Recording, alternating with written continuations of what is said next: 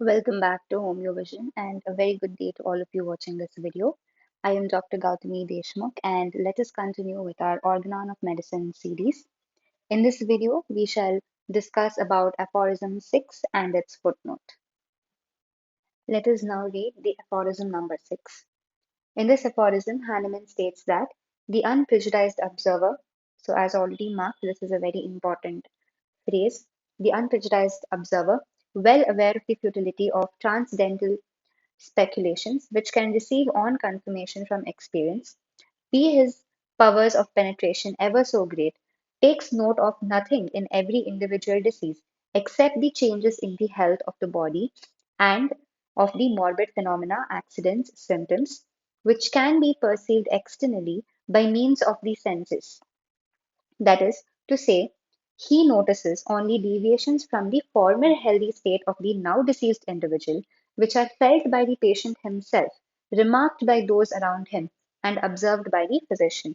All these perceptible signs represent the disease in its whole extent, that is, together they form the true and only conceivable portrait of the disease.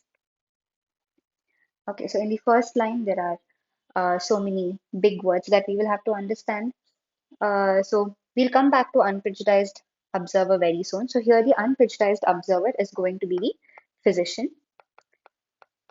Let us know this beforehand. So Hahnemann says that a homeopathic physician will have to be an unprejudiced observer. I'll come back to this.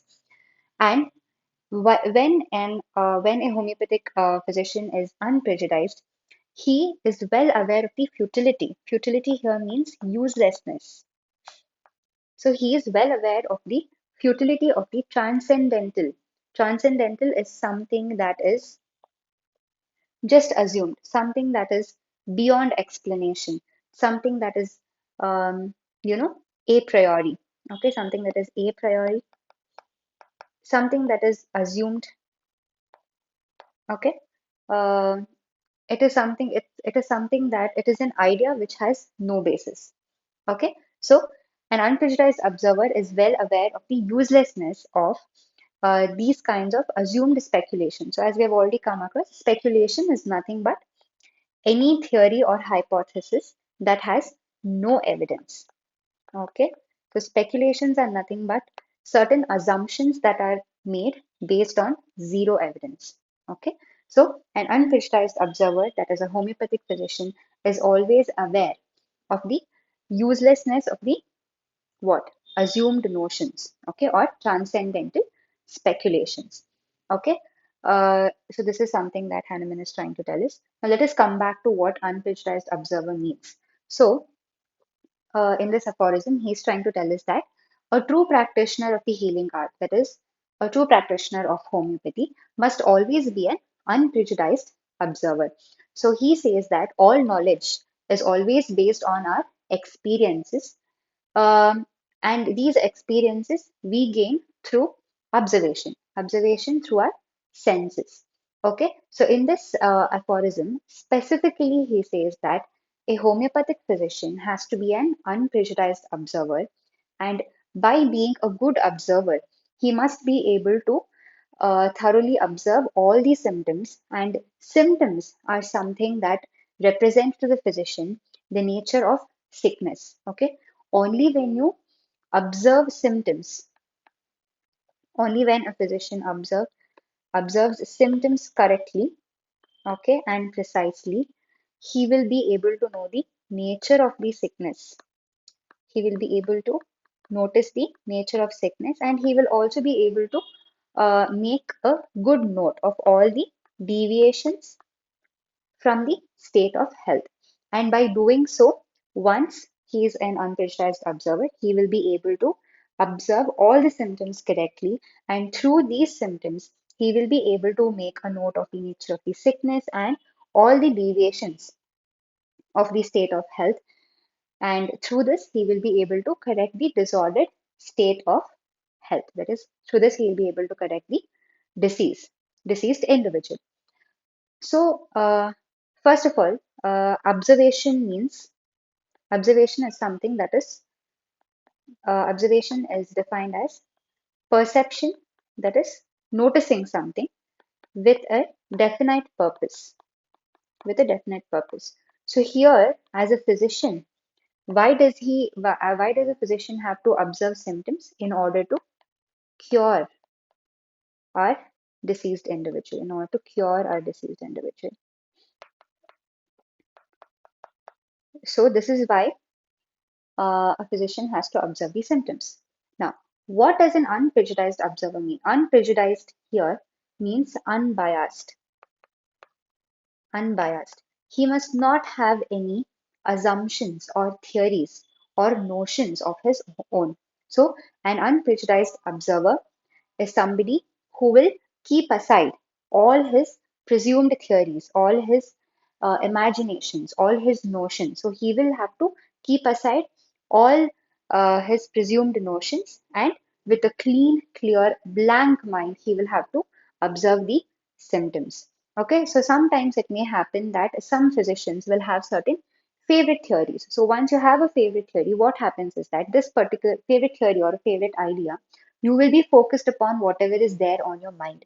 And this physician, he will observe the facts only which will support his theory, and he will tend to overlook all the other facts. So, therefore, a physician, he must always be free from such unconscious bias. You should always have a clean slate in your mind. Okay, don't just assume um, a patient to be so and so remedy or so and so drug even before taking the case or halfway through the case. One must not assume that this might be the remedy suitable for him. So the moment you assume, or the moment this thought comes to your mind that this patient could be this remedy, you will start asking questions, or you will start noticing only those symptoms or those facts which will match the remedy.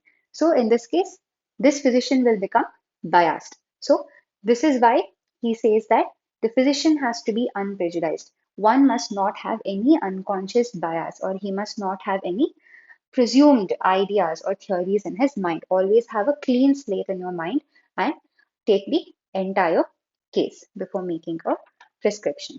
And further ahead, he says that the physician must always make good note of nothing but the morbid phenomena. Nothing but the morbid phenomena, meaning that the duty of the physician is to notice, observe, and make a note of all the morbid phenomena or the symptoms. Now, as we have already learned, what is morbid phenomena? Morbid phenomena is nothing but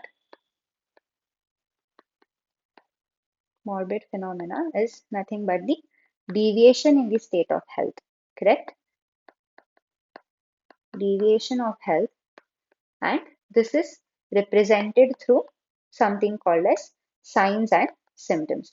So what is most important for the physician here? The most important thing that a physician will have to make note of is the symptoms, that is the deviations in the state of the health.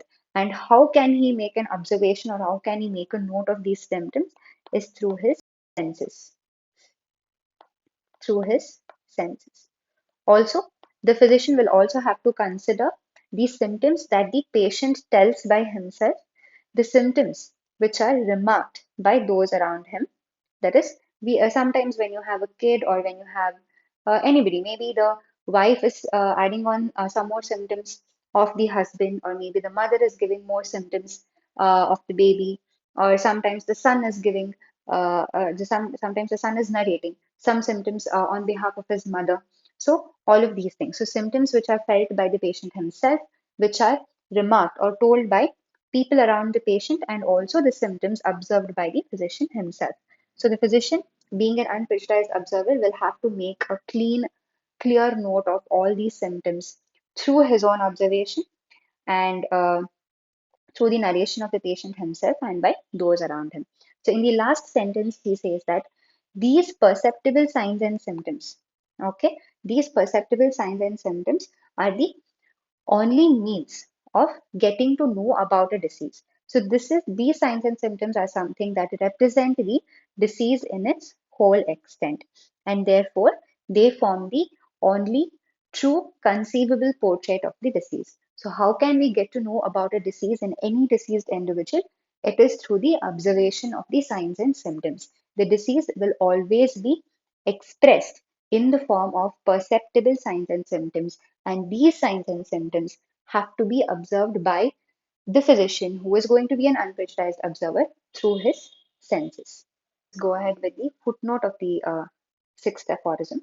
There are two paragraphs to this footnote, and uh, in the footnote of aphorism number six, we will come across something called as prima causa morbi. Let us read this. I know not, therefore, how it was possible for physicians at the sick bed to allow themselves to suppose, without most carefully attending to the symptoms and being guided by them in the treatment, they ought to seek and could discover only in the hidden and unknown interior what there was to be cured in the disease, arrogantly and ludicrously pretending that they could, without paying much attention to the symptoms, discover the alteration that had occurred in the invisible interior and set it to right with unknown medicines, and that such a procedure as this could alone be called as radical and rational treatment. So let me just explain this paragraph first. So he says that, as in Hahnemann says that, in the name of radical and rational treatment, what physicians of the old school did was the physicians of these old school, they did not pay much attention, or they did not pay good attention to the signs and symptoms. So without paying much attention to the signs and symptoms, which basically represented the disease, without paying much attention to these signs and symptoms, they claimed to know what was happening in the hidden and unknown interior of this sick person. Okay, so they paid absolutely no attention to the signs and symptoms which were externally perceptible, but they ignored something that was so well being portrayed by the deceased individual, but they gave more importance to something that was happening in the interior, unknown interior of the deceased person. And they also claimed that they knew what was wrong in this unknown interior or unknown hidden interior of this deceased person. So, yes, so I here see paying much attention to the symptoms, discover the alteration, okay, without paying much attention. So, with by paying zero attention to the symptoms, they claimed that they knew what was wrong in the interior of this deceased individual, and they said they could also cure it with unknown medicines. And this procedure was called as radical and rational treatment. So Hahnemann is saying here that I don't know how physicians of the old time could blindly uh, give treatments without observing the externally perceptible signs and symptoms. So they just simply blindly claimed to know what was happening inside the hidden interior of a deceased individual, and they blindly treated patients with unknown diseases without paying much attention to the signs and symptoms that were exhibited. Is not then that which is cognizable by the senses in diseases through the phenomena displays the disease itself in the eyes of physician, since he can never see the spiritual being that produces the disease, the vital force, nor is it necessary that he should see it, but only that he should ascertain its morbid actions, in order that he may thereby be enabled to cure the disease. What else will the old school search for in the hidden interior of the organism as a prima causa morbi, while they reject as an object of cure and contemptuously despise the sensible and manifest representation of the disease, the symptoms that so plainly address themselves to us? What else do they wish to cure in disease but these? So, the gist of this paragraph is that as a homeopath, we must clearly know that the disease is displayed, or the, the portrait of the disease is displayed to us or is exhibited to us only through the perceptible signs and symptoms. And these perceptible signs and symptoms are something to which we must pay attention. And this is what has to be cured in the disease. What has to be cured in the disease? The signs and symptoms that are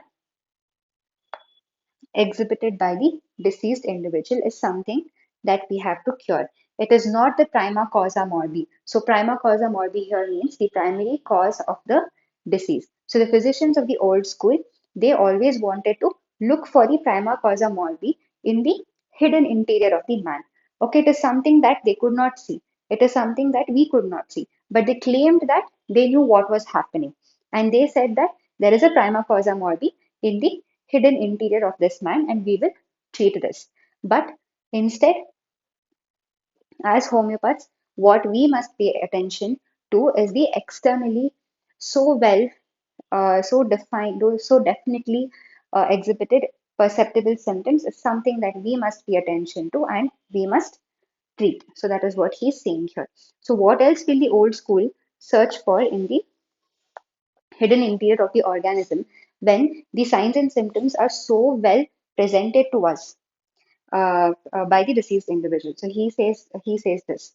So while they reject as an object of cure the representation of the disease, that is the symptoms. So they are completely ignoring the signs and symptoms, which are the real or the true portrait of the disease, but they are trying to find a prima causa morbi, which is basically again invisible and hidden in the uh, organism, and they want to treat that. So he says that when these physicians are ignoring and rejecting the signs and symptoms, which is nothing but the true representation of the disease, what else do they wish to cure in this disease but the signs and symptoms?